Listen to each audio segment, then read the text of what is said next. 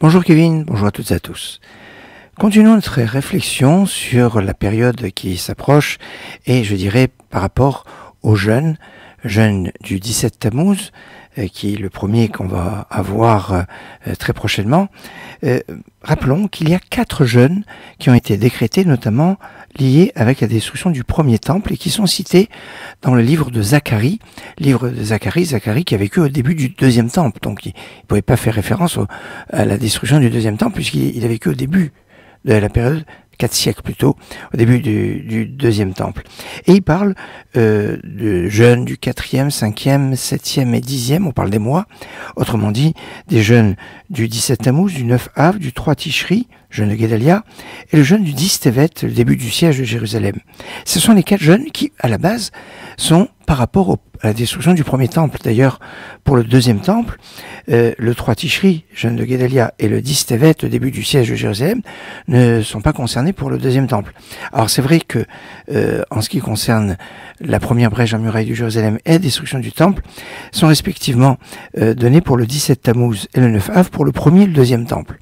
Toutefois, dans le texte de la Bible, la première brèche en muraille de Jérusalem pour la destruction du premier temple est marquée pour le 9 Tammuz et pas le 17 Tammuz. Alors, qu'est-ce qui s'est passé? Discussion entre le Talmud de Babylone et le Talmud de Jérusalem.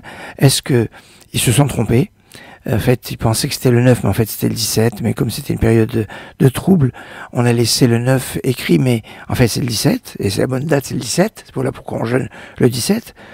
Deuxième explication, le premier temple c'était le 9 Tammuz, mais le deuxième temple c'était le 17 Tammuz.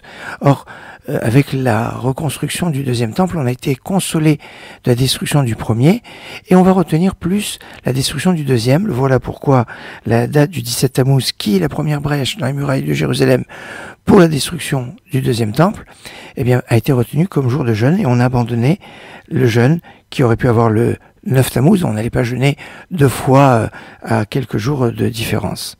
Le 9 Tammuz est donc un jour où on aurait dû avoir un jour de jeûne, mais il n'y a pas eu. Il y a une autre histoire où le 9 Tammuz aurait dû être un jour de jeûne. En effet, en 1242, à Paris, en place de Grève, on a brûlé 24 charrettes de manuscrits du Talmud. Quand on parle du Talmud, c'est en fait aussi le Midrash, c'est de toutes sortes d'écrits d'enseignements liés à la Torah. Et c'est un grand drame. Un grand drame où on a voulu instituer un jour de jeûne, et le jeûne a été retenu pour le vendredi, parce que c'était un vendredi, 9 Tammuz, que c'est arrivé en 1242. On n'a pas retenu que c'était le 9 Tammuz, mais que c'était un vendredi. Voilà encore une histoire où le 9 Tammuz aurait dû être un jour de jeûne, et finalement, eh bien, on n'a pas retenu. Alors, il peut arriver que le 9 Tammuz tombe un vendredi, et dans ce cas-là, on jeûne le 9 Tammuz vendredi.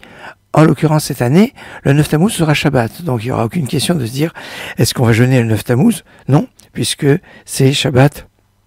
La question ne se posera pas.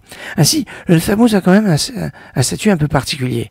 Remarquons que le 9 Tammuz, c'est exactement un mois avant le 9 Av, jour le plus triste et le plus funeste du calendrier. Mais ça, on en reparlera une prochaine fois. Pour l'heure. Je vous souhaite une excellente journée.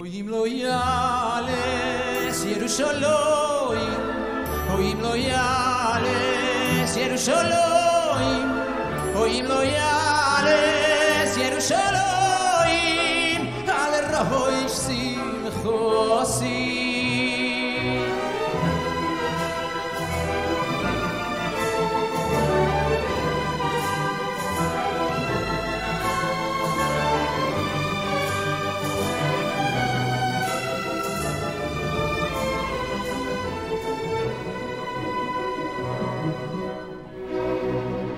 Hey